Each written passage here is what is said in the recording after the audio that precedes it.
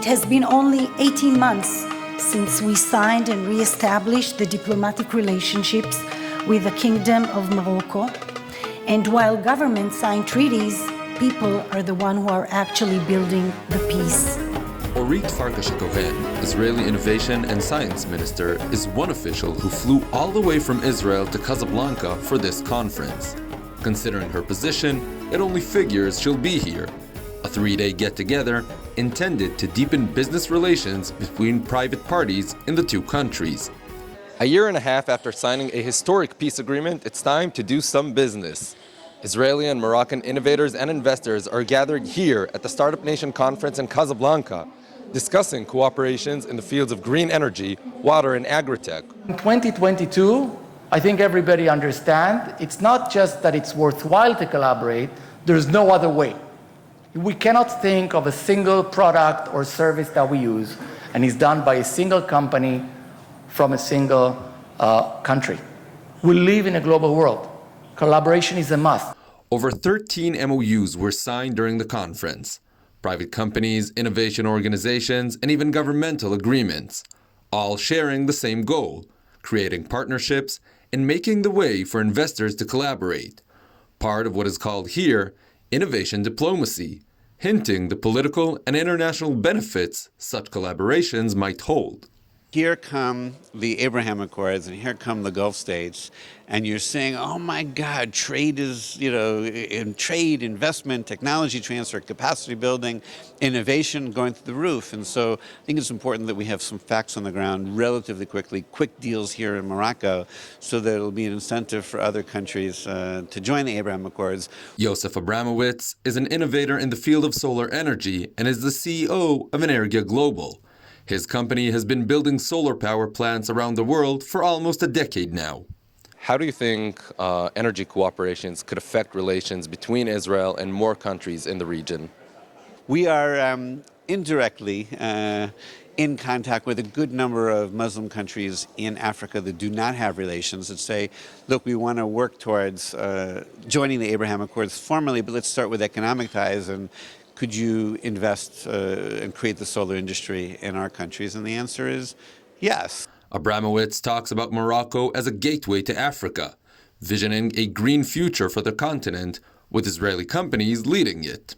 The United Nations has this very ambitious goal of the Great Green Wall of Africa, coast to coast, from the Atlantic to the Indian Ocean, of agriculture, trees, water, energy, economic development. The desertification that's really being accelerated by climate change has just led to so much poverty, and also room for extremists, Islamic extremists, to kind of plow through places like northern Mali. After the last MOU is signed and the final ceremony of the conference ends, one question remains.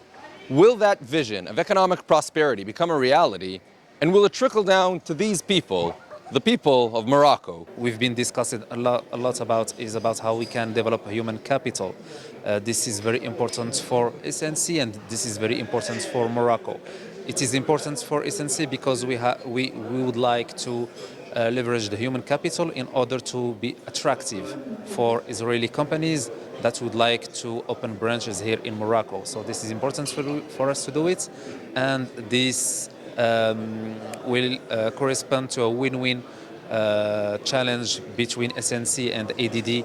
The media line asked El Mujahid if he doesn't think this sort of collaboration could be challenging politically wise. We will try through this collaboration to send this message to all our citizens to tell them this is the way to do it, this is the best way to do it, and they are sufficiently open-minded, they are sufficiently intelligent to understand the message. So we went out to the streets to see what people tell us. The old city of Rabat used to be home to many Moroccan Jews before they left Morocco and immigrated to Israel. To this day, many of the locals here remember that past and seem to cherish it, inviting the Jewish community to come back and visit here in Morocco.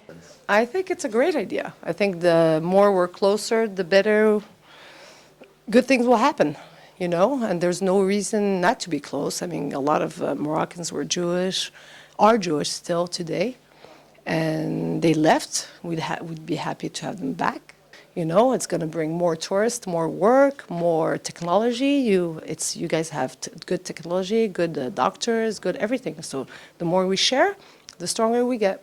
About the relations, we are like brothers. There were always Jews here in Morocco. Israelis came from here. There are no problems. Most of the people who spoke to us were happy about the agreements, hoping that such agreements would contribute to the Moroccan economy. But when we turned the camera off, other voices were also critic, questioning whether getting closer to Israel is not in fact abandoning the Palestinian issue by Morocco. But these voices didn't seem to affect the discussions in the conference rooms.